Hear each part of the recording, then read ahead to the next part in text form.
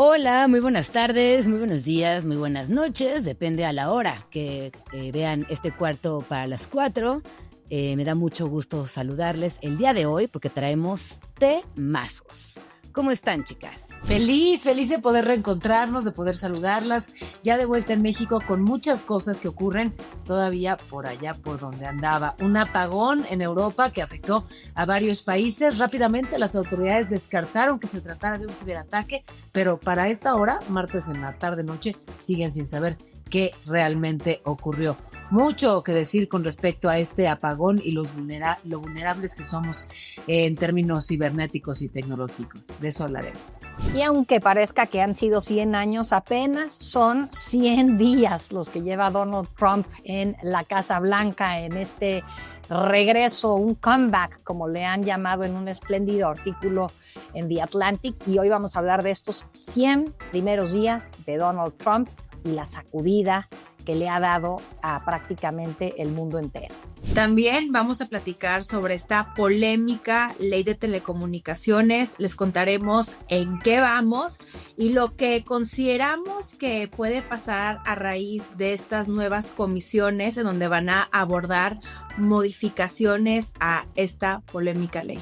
También en Noticias Hermosas, Vivir Quintana, nuestra jefa de jefas, esta mujer activista, compositora, cantante, muy talentosa, está estrenando su segundo álbum, es un álbum de corridos y se llama Cosas que sorprenden a la audiencia y tiene que ver con un trabajo muy fino con mujeres que están privadas de su libertad física. De esto también les contaremos aquí en Cuarto para las 4.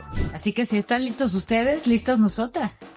Conéctense, síganos, comenten, todo lo que tienen que hacer ya lo saben para que el algoritmo nos siga premiando y podamos seguir llegando hasta ustedes cada semana. Por supuesto que gracias por acompañarnos una semana más. Comenzamos.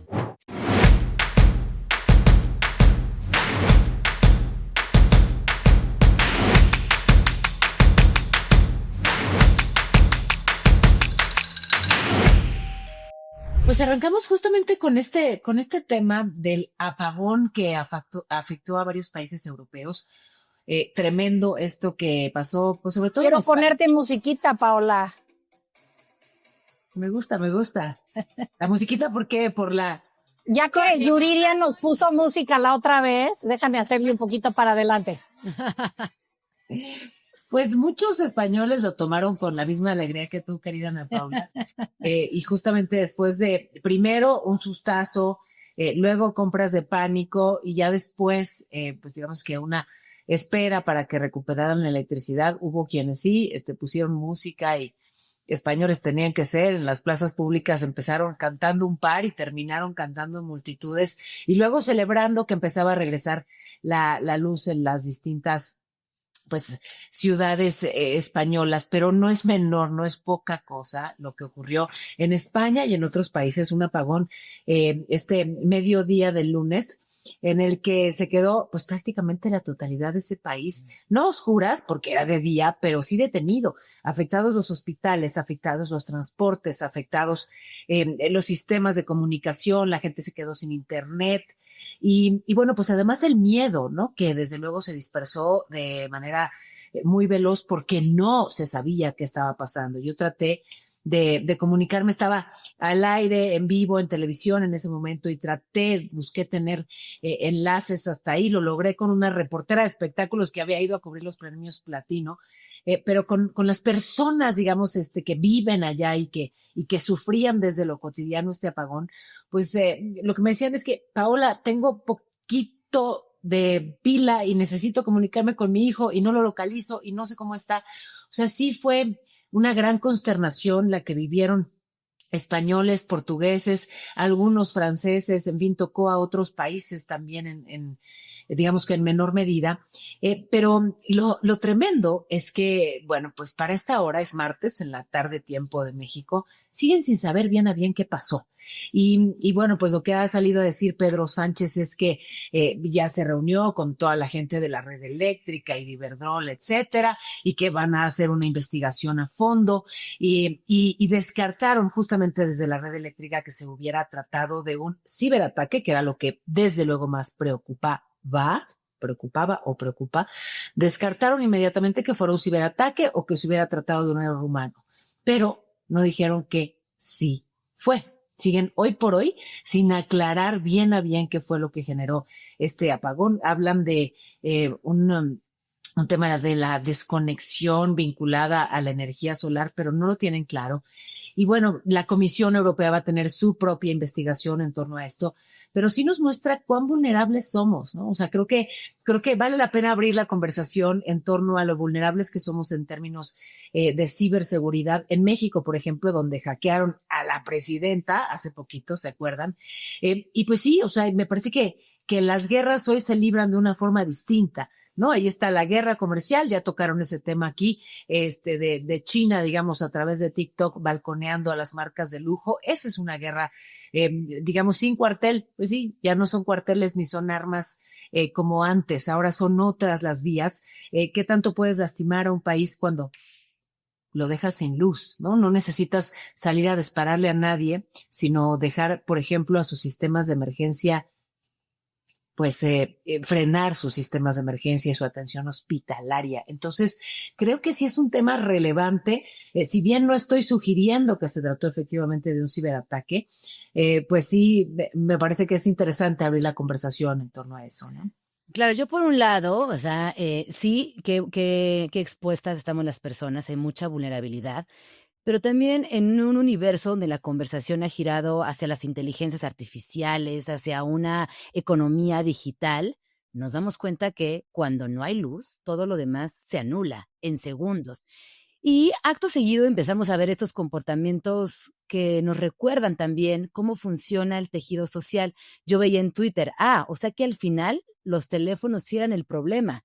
Y quizás sí, empezamos a ver esta gente que estaba bailando, cómo hacían grupos para estar todo el tiempo reunidos, ponían radios en las calles y la gente en torno al radio, en estas dinámicas casi prehistóricas, ¿no? De escuchar la radio y entender qué estaba pasando, o medio tratar de explicar la situación, pero siempre haciéndose compañía, siempre en grupos de más de 6 personas, algo que hoy ya es muy raro porque las personas estamos con el celular así, en el individualismo absoluto, y para mí fue muy lindo poder encontrarme con esos ejemplos de cómo en segundos el ser humano tiene esa capacidad de conectar, cómo te ayudo, estás espantada, ven, tengo este radio, coopero.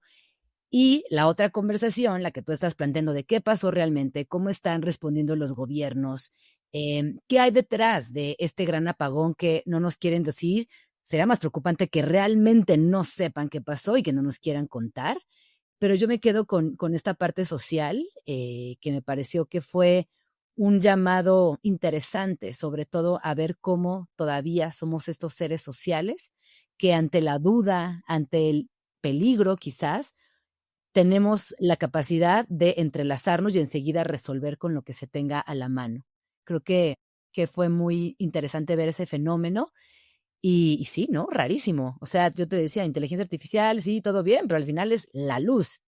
Y quizás replantearnos el transporte, todo lo que estamos dejando en manos de estas tecnologías, y quizás estamos dejando de lado algo más importante, los precursores que nos hicieron llegar a esta posmodernidad. No sé qué piensan ustedes.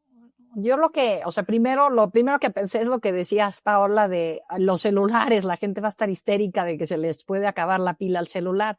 Pero evidentemente eso es al final lo de menos, lo de los hospitales, todo lo que está conectado. O sea, yo me imagino a alguien conectado a un respirador, obviamente debe de tener plantas de generación de energía propia. Pero que eventualmente se agotan. Exactamente.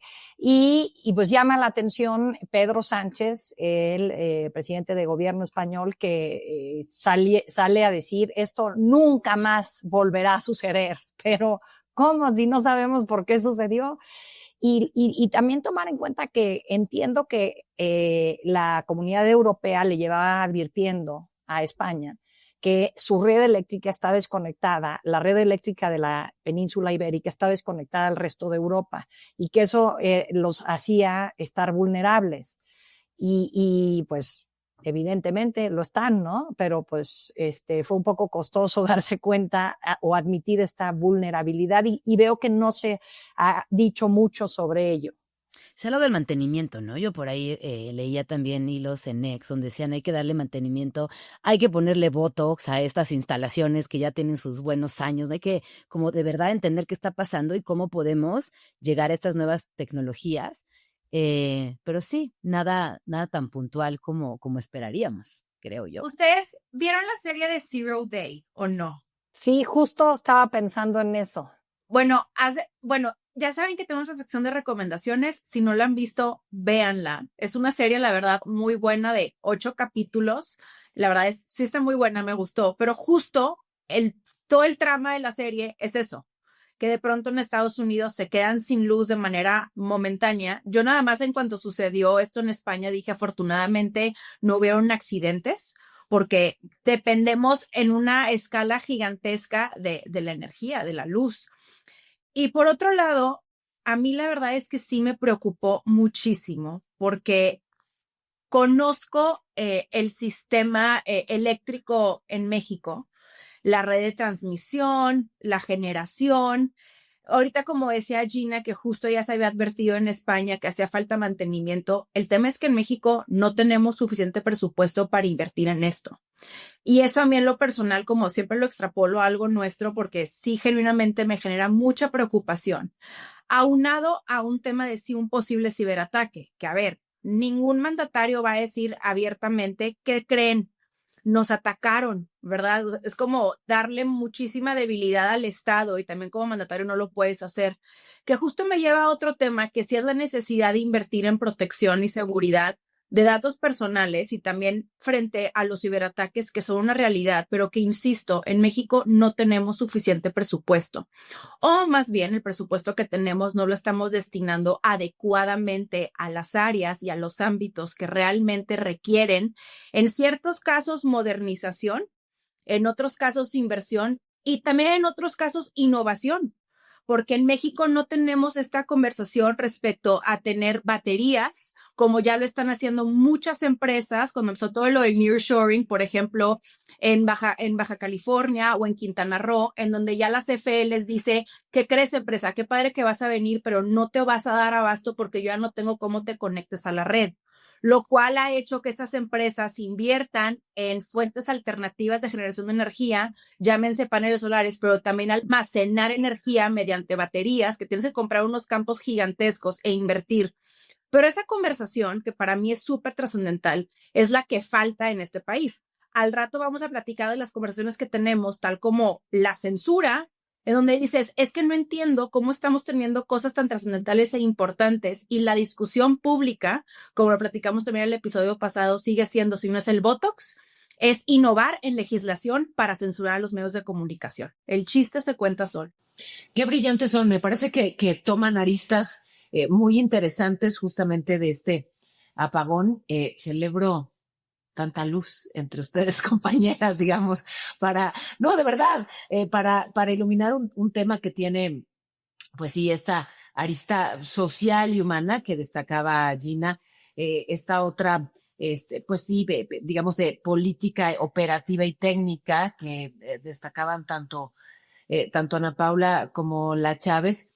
Pero que además, pues sí, nos tiene que remitir a este continente, ¿no? Me llamaban la atención muchas cosas, por ejemplo, los venezolanos que opinaban constantemente en torno a lo ocurrido en España y decían, ay, por favor, aquí ya estamos muy entrenados.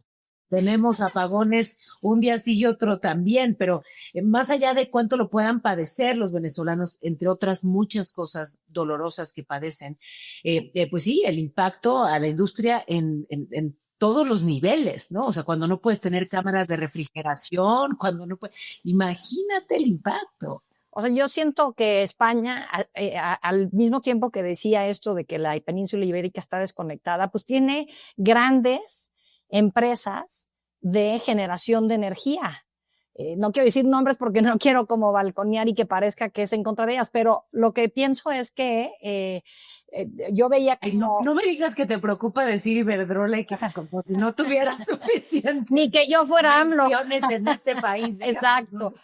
No, pero por ahí veía unas amigas españolas en un chat que tengo, me decían que parte de la explicación era que había venido una sobrecarga por tanta generación de energía a partir de renovables.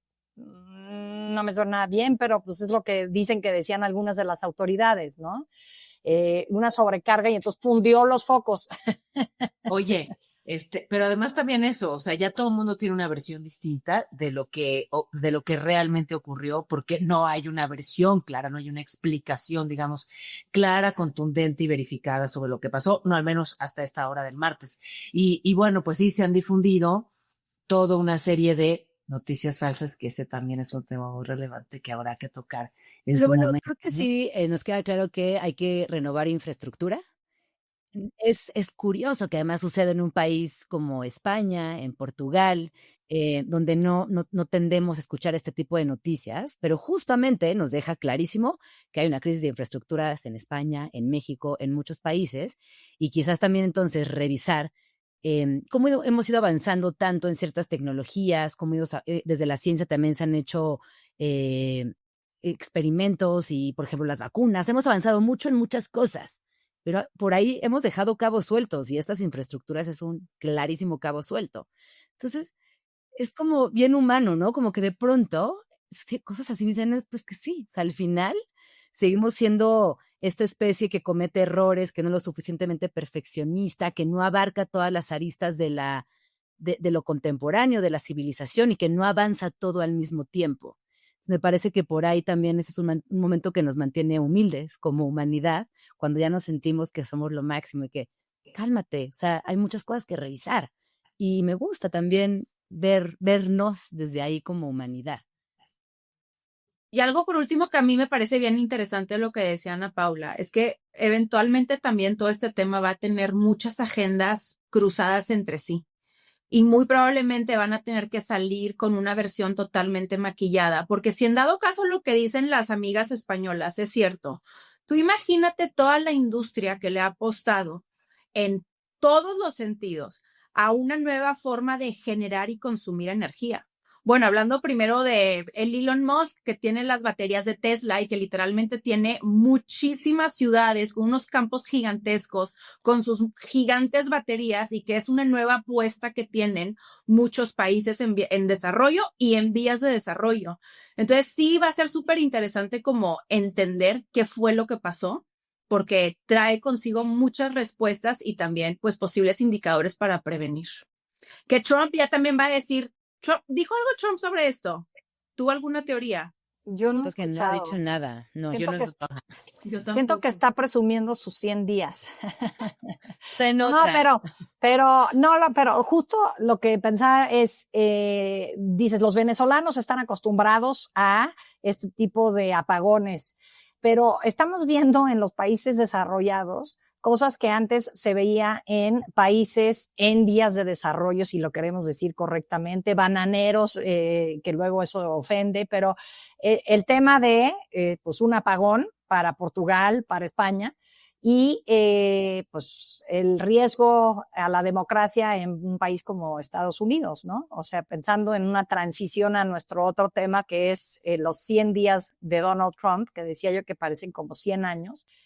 Y bueno, a mí me han impresionado las encuestas, como si están mostrando que ha perdido simpatías, pero de todas maneras mantiene simpatías, como tiene, o sea, están tirados al suelo de que tiene un 43% de aprobación Trump, que eso es pues estar debajo de la línea media.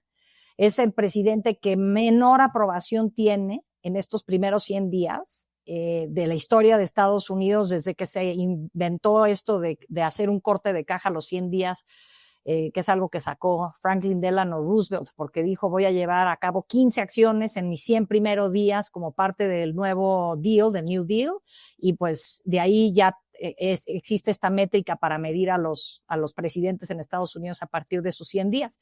Y Trump es el que peor evaluado está, pero aún así, con todo lo que ha hecho, pues creo que dos de los temas importantísimos por los cuales fue electo fue migración, lograr poner orden en la materia, y economía.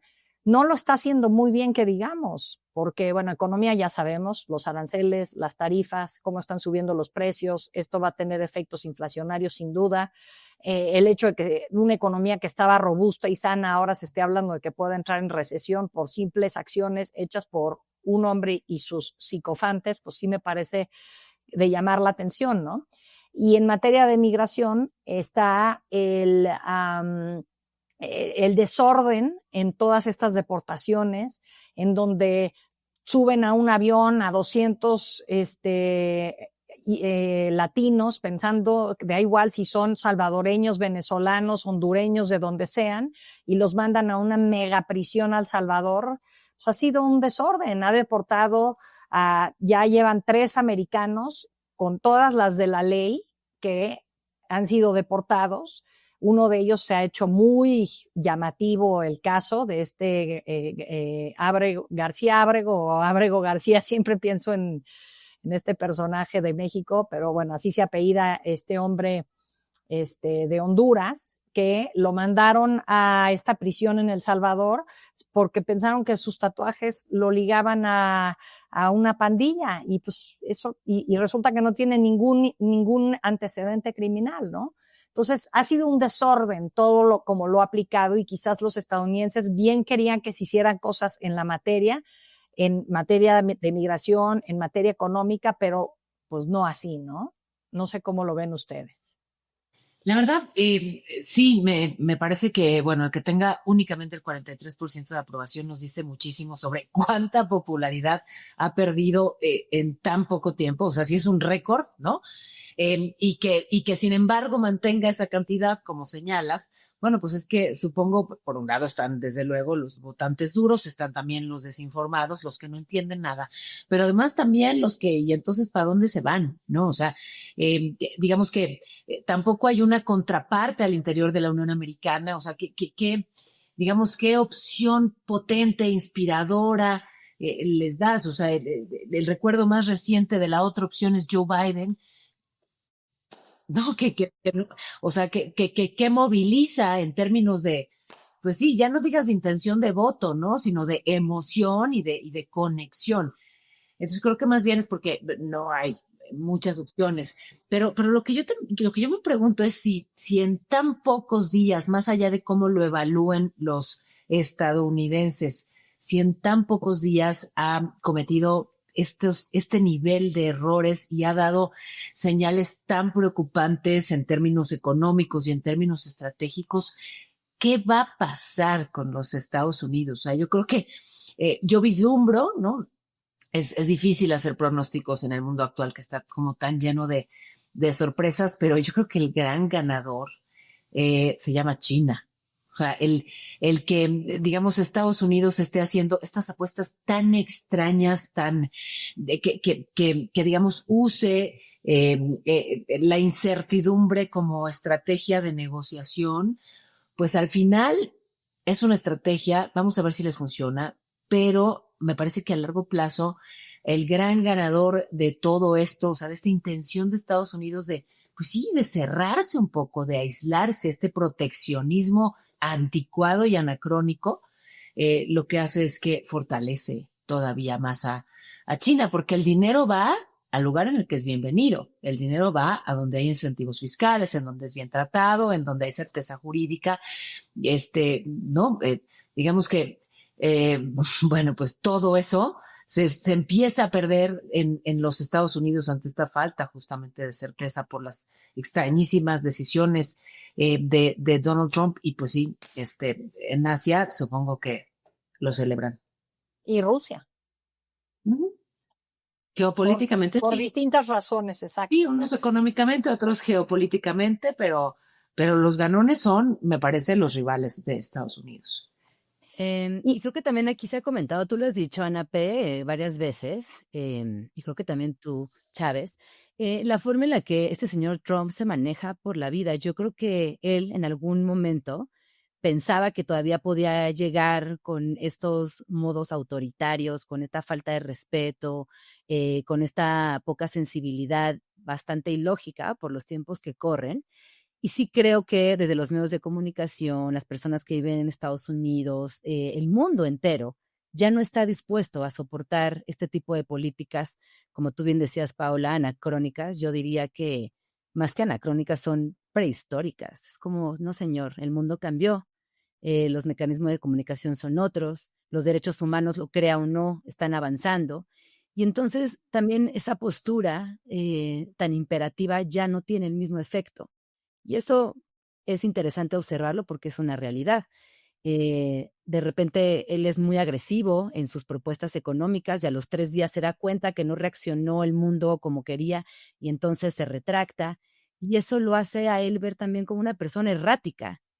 Empieza también a verse como una persona que no tiene una planeación y que únicamente obedece a la víscera. Y, y ya no es así. El mundo ya cambió, le guste o no.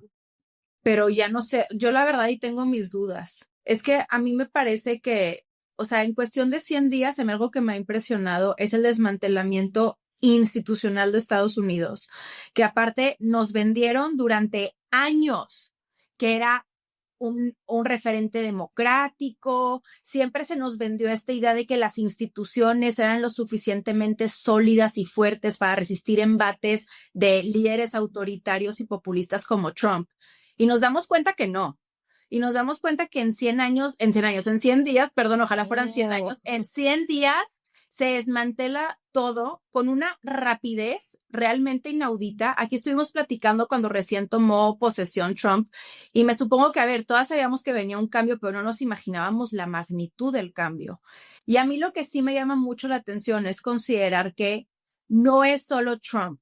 Trump es la cabeza de un movimiento que se fortalece conforme avanza, en donde está frente a una oposición completamente desdibujada. O sea, tu oposición es Bernie Sanders, que con todo respeto a Bernie Sanders, TQM Bernie, pero estás más allá que acá y tienes que ir a Coachella a dar un mensaje a la juventud respecto a la democracia. Bueno, solamente tienes a Alexandra Ocasio-Cortez como un tipo de contrapeso o algo que pueda hacer ahí una balanza, moverla.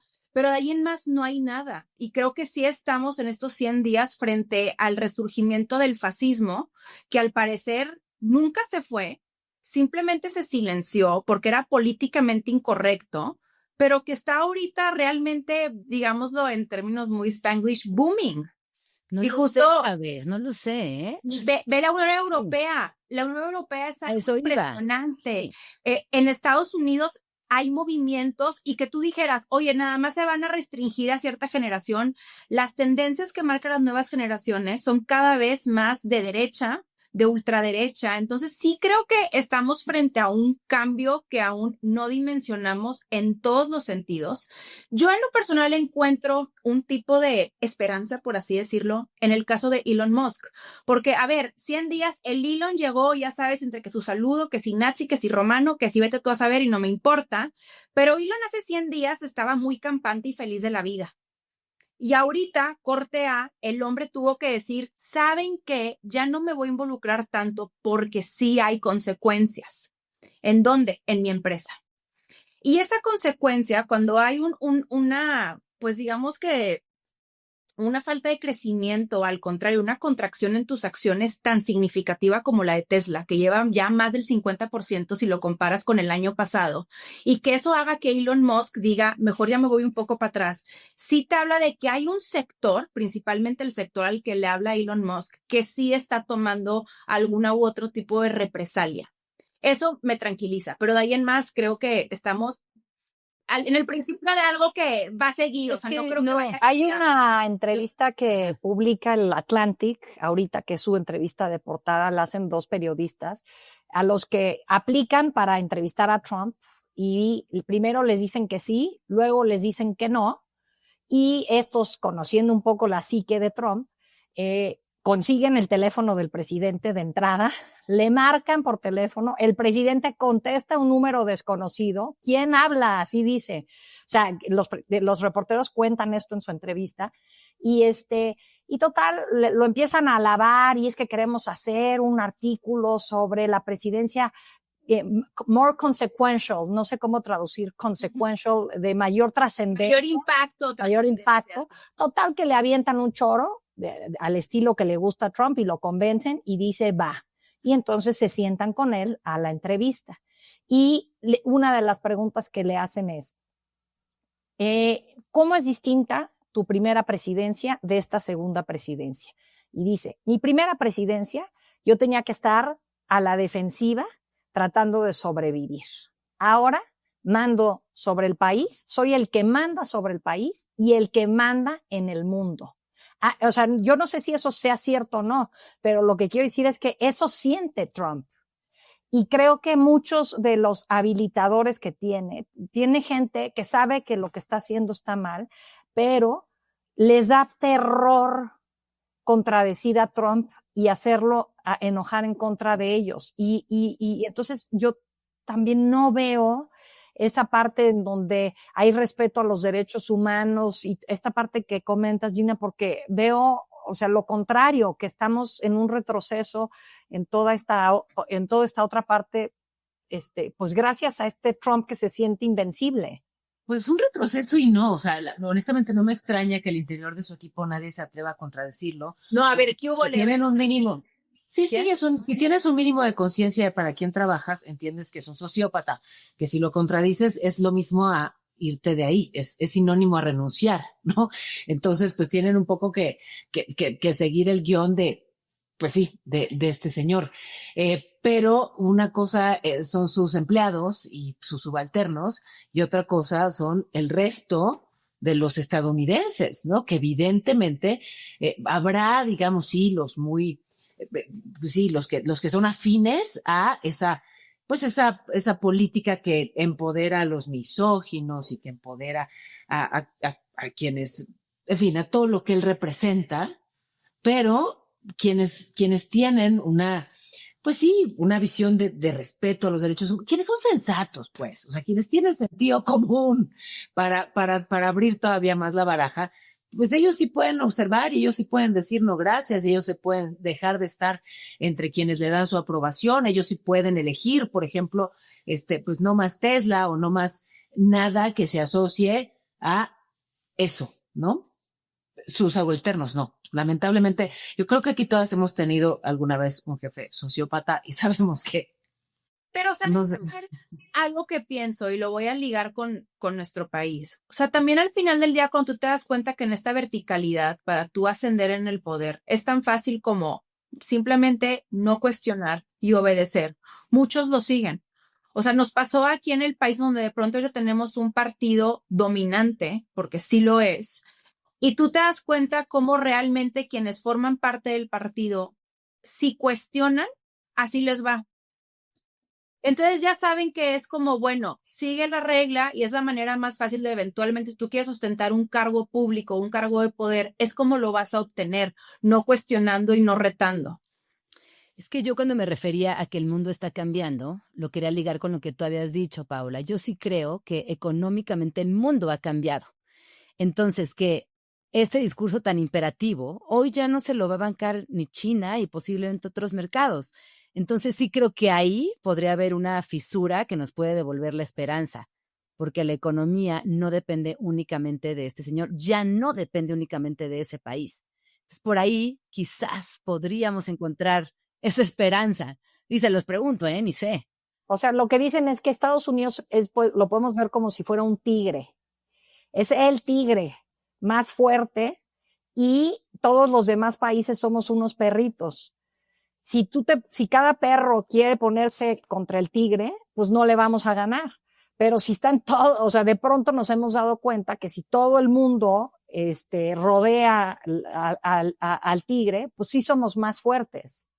Y en ese sentido creo que es lo que estamos viendo cuando Europa dice, pues no más comercio con Estados Unidos, cuando Canadá, que acaba de tener sus elecciones, gana Mark Carney, el candidato liberal, que no tenía, o sea, si tú le hubieras preguntado a quien fuera en el mundo en febrero, Mark Carney va a ser el próximo primer ministro de Canadá, te habrían dicho, ¿de qué me estás hablando? ¿Qué te fumaste? El señor, o sea, era un tecnócrata dentro del Partido Liberal. Y ahorita es el candidato por las acciones anti-Trump dentro de Canadá. Entonces, o sea, creo que sí lo que dice se está dando una reconfiguración, unos cambios tremendos. Y creo que en ese sentido, pues ahorita como espectadores creo que es fascinante poder hacer análisis y verlo, pero me parece difícil pensar que alguien tiene la respuesta de hacia dónde va todo esto, ¿no?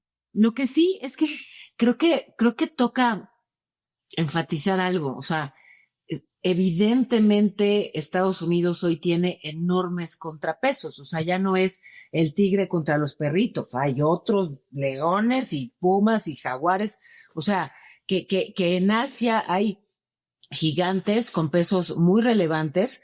Pero lo que, digamos, me preocupa es que sí, efectivamente hay muy importantes contrapesos para los Estados Unidos, entiéndase China, con su poder económico y con su influencia digital, entiéndase Rusia, con lo que geopolíticamente representa y la información, reyes del hacking que tiene Rusia a la mano. Pero, pues qué tremendo, ¿no? Que los contrapesos de una figura como Donald Trump, pues no necesariamente sean democracias, sino sean a quienes acabo de mencionar. O sea, qué tremendo, ¿no? O sea, no son líderes que respetan a los derechos humanos, no son figuras que enarbolan todo eso que respetamos y que promovemos y que impulsamos desde este espacio, quienes son realmente un contrapeso para Donald Trump, sino son, pues, intereses económicos, intereses geopolíticos, impulsados por otro tipo de, pues sí, de amenazas también deplorables, pues, ¿no? Yo ya que estamos hablando de democracia, ¿tienen temas si me paso al otro tema? Porque No, vamos. Imagínate, ya vieron la hora de que nos tendríamos que ir. Aún y cuando todos nos han dicho aquí que les encantan los programas largos, pero como podrán ustedes comprender, las agendas están algo complicadas. De hecho, muchos no saben que los martes luego son para todas días y estamos organizando al cuarto para las 4 literalmente. ¿Quién nos vamos a enterar? Esa es la verdad detrás de escena. O sea, pero justo quería hablar de esto porque el martes pasado grabamos, como saben, grabamos martes, sale el jueves. Y entonces hablamos del anuncio de Kristi Noem, de la secretaria de Seguridad en Estados Unidos, que bueno, ya saben qué pasó, ¿verdad? Y si no, pues no vieron el episodio pasado, están abajo de la piedra, vayan a verlo. El punto es que cuando eso pasó, nadie aquí presente tenía idea de que se vendría esta ley de telecomunicaciones. Y no solamente que iba a venir esta ley, sino que en cuestión de tiempo récord, nuestros senadores en comisión votaron en fast track. Yo no sé qué habilidad tengan para leer un dictamen de 226 hojas. Me urge tener esa habilidad, que me la pasen. Y entonces votaron que esta ley pasara al pleno, tomando en consideración que esta semana se acaban las sesiones ordinarias en el Congreso. Sucede que esta ley, la verdad es que en cuestión de 2 días levanta muchísimas alertas porque parte de los contenidos viene algo muy específico que es meramente como censura, en donde una agencia que es del control del Poder Ejecutivo Federal estaría monitoreando los contenidos que se comparten no solamente en los medios de comunicación tradicionales, que sabemos que son concesiones de la nación, sino en plataformas digitales como esta. O sea, a lo mejor en la última semana que nos ven, no lo sabemos.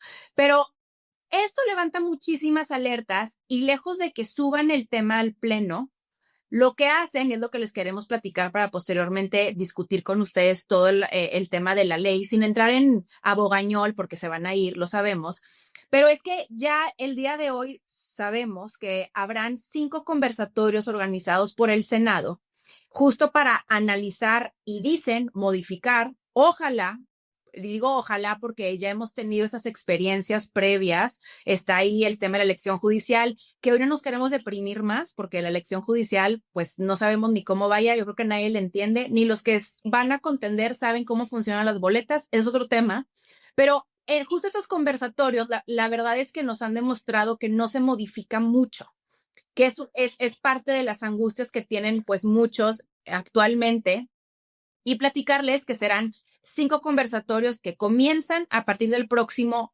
8 de mayo y terminan el 22 de mayo, y a partir de esto sabremos ahora sí de qué va esta ley de telecomunicaciones y radiodifusión.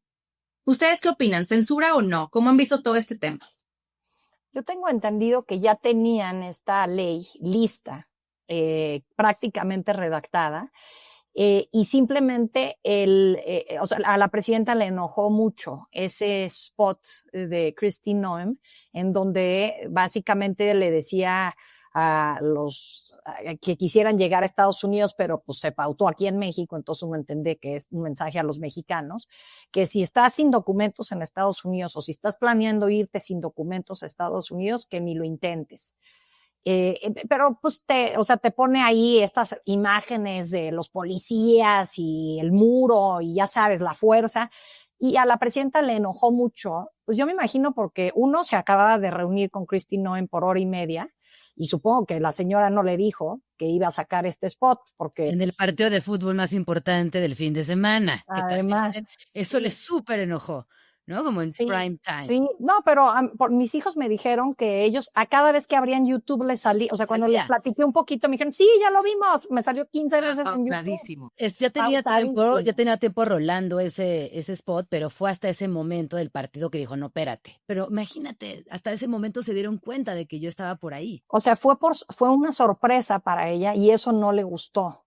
Y entonces, seguramente uno pensaría que le pide a José Merino, que trabaja con ella desde que ella era jefa de gobierno, es un hombre cercanísimo a Claudia Sheinbaum de muchísimos años. Yo lo he tenido chance de conocer poco, pero es un hombre inteligente. Nada más que ahora pues está al frente de, ya que desaparece como parte de los organismos autónomos el Instituto Federal de Telecomunicaciones, aparecerá este nuevo ATDT, la Agencia de Transformación Digital y Telecomunicaciones. Y lo que antes hacían 15 personas, 15 comisionados de telecomunicaciones, ahora lo va a hacer una persona, que es José Merino.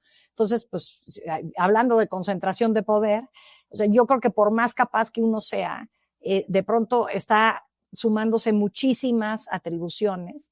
Y entre ellas, además, yo creo que no es lo mismo pensar en televisión que en redes digitales. Y la ley incluye la posibilidad de que si algo que se publica en una plataforma digital no le parece al gobierno, se puede apagar. Va Twitter en México o va YouTube.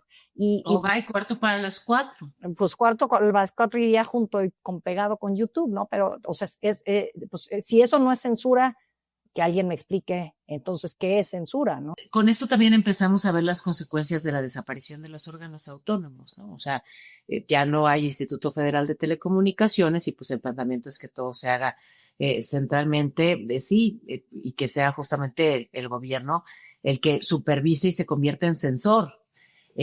Lo que implica en términos de inversiones y en términos sobre todo de libertad de expresión, pues sí me parece que es muy delicado, ¿no?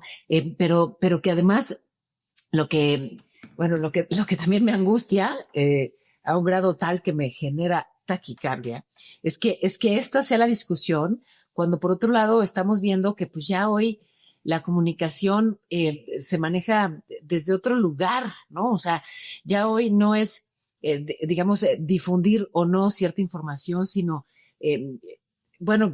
la cantidad de noticias falsas que se difunden cotidianamente y lo sencillo que es difamar y pues que no ocurra nada, que no haya consecuencias de ello. O sea, sí ya estamos hoy por hoy en la era de la posverdad y acá están planteando una regulación que por un lado, pues sí, puede parecer que tiende a la censura, pero que además pues no está actualizada, digamos, con lo que realmente está ocurriendo y la velocidad con la que avanza la comunicación digital, ¿no?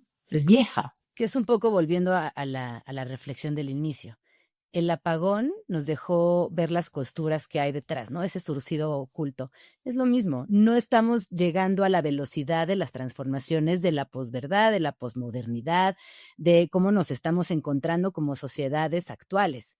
Y pasa en este caso, y es muy visible, y es como que dices, que neta, van 10 años tarde, señores o señoras. Tenemos que, de alguna manera, encontrarnos, poder ser más activas y también más precisas, porque entonces en estas prisas te llevas de calle a todo y claro que se convierte en censura. Y por supuesto que estás dejando de lado proyectos importantes y por supuesto que no estamos de acuerdo. pero yo creo que todo tiene que ver con eso, con que no estamos yendo a la par. O sea, hay una deuda generalizada, porque esto también lo hemos hablado en educación, en espacios públicos, en urbanismo. O sea, algo nos está pasando que vamos muy desfasados en general, en muchos, muchos temas. Sí, no, el otro es también la parte de, o sea, yo creo que siempre hemos pensado que los presidentes, y en este caso la presidenta, tienen que estar enterados de todo. Y por la reacción que vino, me da la impresión de que la presidenta misma no sabía todo lo que se le agregó a esa ley que ya estaba redactada. Porque, se genera toda esta conmoción de ley censura, y lunes, se había dicho que el lunes se iba a votar en fast track. Para ahorita que estén viendo el episodio, el periodo de sesiones del Senado ya terminó, el del legislativo, pues, termina el 30 de abril. Hoy ya es 1 de mayo para quienes nos estén viendo en jueves 4 para las 4. Entonces, querían sacarlo express el lunes 28. Y la presidenta sale en la mañanera del viernes a decir, oigan, no, a ver, aquí el propósito no es la censura, vamos a hacer unas mesas de discusión y vamos a llevárnoslas con calma y ya se legislará en el siguiente periodo. Yo quiero ver si realmente fue que no supo o le asustó la reacción o por qué se retractó la presidenta, es mi duda. Eso es importante porque justo después de que sale esta ley, o sea, que ya se da a conocer el dictamen, en la conferencia matutina del día siguiente, la misma presidenta dice que se va a tener que modificar y ella habla explícitamente esto de la censura. Yo en lo personal llego a considerar que no estaba completamente al tanto del dictamen, porque inclusive cuando aborda el tema de que en 2014 Enrique Peña Nieto quitó un fragmento de la ley en donde eventualmente el Estado tenía aún más facultad y la Segov tenía, por así decirlo, garras para regular contenidos, ella lee el extracto de un artículo que no existe. Era el extracto del artículo que se contiene en el dictamen. Fue a partir del mediodía que fuentes de Palacio Nacional le dijeron al medio de comunicación El País que lo que la presidenta había leído era lo que venía en el dictamen que estaban por presentar. Entonces yo a partir de que, bueno, este es mi análisis, yo veo ese hecho y aparte lo pego con la reacción de una vez que sale todo esto de la ley censura y sí creo que muy probablemente no habían visto como que a detalle todo lo que contenían estas 226 páginas. Porque díganme ustedes creen que con toda la chamba que trae la presidenta sí tiene el tiempo de leer 226 páginas. No, pero tiene algo que sí. O sea, ahí tú tienes que ver quién tuvo la falla y jalar orejas porque fue una falla garrafal. Yo, sin tener, digamos, información que me permita corroborarlo, comparto esa misma impresión que tienen ustedes. O sea, que no estaba enterada de los pormenores y que además no comparte esa convicción, digamos, de apostarle a la censura, pero sería entonces otra muestra más de que los líderes parlamentarios van por un lado y Claudia Sheinbaum por otro, los líderes parlamentarios de Morena.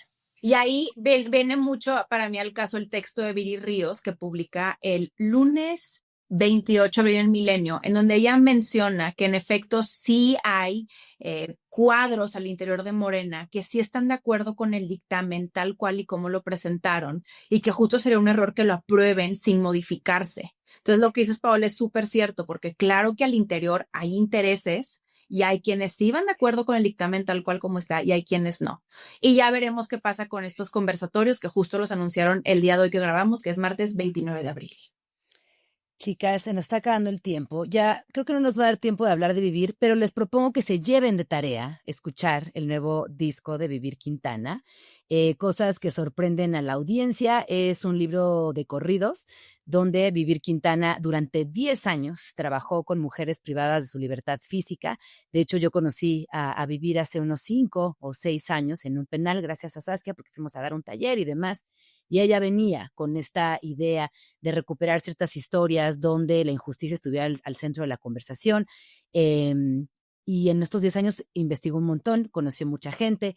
Este libro, además, más adelante será una película. También habrá un libro de artista. Entonces yo solo quiero cerrar con esta noticia que es muy linda. Tenemos una artista gigantesca que es Vivir Quintana, que además se da las libertades de explorar otras disciplinas desde la fotografía, el cine, la música, colectivas. En estos videos además colaboró con actrices como Erender Ibarra, que también es una activista importante. Entonces, bueno, ahí les dejo la tarea. Escuchen el disco, van a encontrarse con una Vivir Quintana mucho más madura, con una voz más concreta, con muchos años de trabajo. Y nada, siempre es muy bonito reconocer estos talentos que tenemos aquí y que están haciendo cosas increíbles desde los activismos, desde los feminismos y sin renunciar a su propia experiencia creativa y con ese sello que lo ha mantenido y lo ha defendido y ha llegado lejísimos. La vimos el pasado 8 de marzo en España, cerrando la marcha de las mujeres por allá. Así que bueno, un abrazo a Vivir Quintana y les dejo esta preciosísima tarea, chicas. Ay, qué bonita tarea nos dejas. Gracias por eso, Gina. Gracias por hablar de manera tan bella como sueles de esta fuerza de la naturaleza que es Vivir Quintana. Creo que si algo nos puede devolver la esperanza, si algo nos puede, digamos que reponer de energías y de inspiración ante de pronto temas y escenarios tan desoladores, pues son artistas de la talla de Vivir, que no solamente es talentosa como compositora y como cantora, qué voz tiene esa mujer, sino que además es genuinamente una mujer sorora, amorosa, brillantísima y queridísima, así que qué bonita tarea nos dejas. Se les dejo esa tarea por ahí y ya me van contando qué les parece. Sí, Vivir ha sido amiga de Cuarto para las 4, ha estado aquí cuando Yuris nos las trajo porque escribió una canción para su libro Presidenta. Así es que, pues, un abrazote a Vivir y qué buena tarea nos dejas, a ver si logro sacar los corazoncitos. No, yo tampoco lo estoy logrando. Pero se ve. Yo de parte de Ahí están. Eso, ahí están, de parte de todas. Y los puentes. Pues ya saben, sigan Cuarto para las 4, compartan este episodio si les gustó, comenten, estamos muy pendientes de todo lo que nos escriben por ahí y nos encontramos la próxima semana a quien le toque venir. Gracias, chicas, qué bueno verlas. Y gracias a los que nos ven aquí a través de YouTube, de Spotify, síganlo haciendo.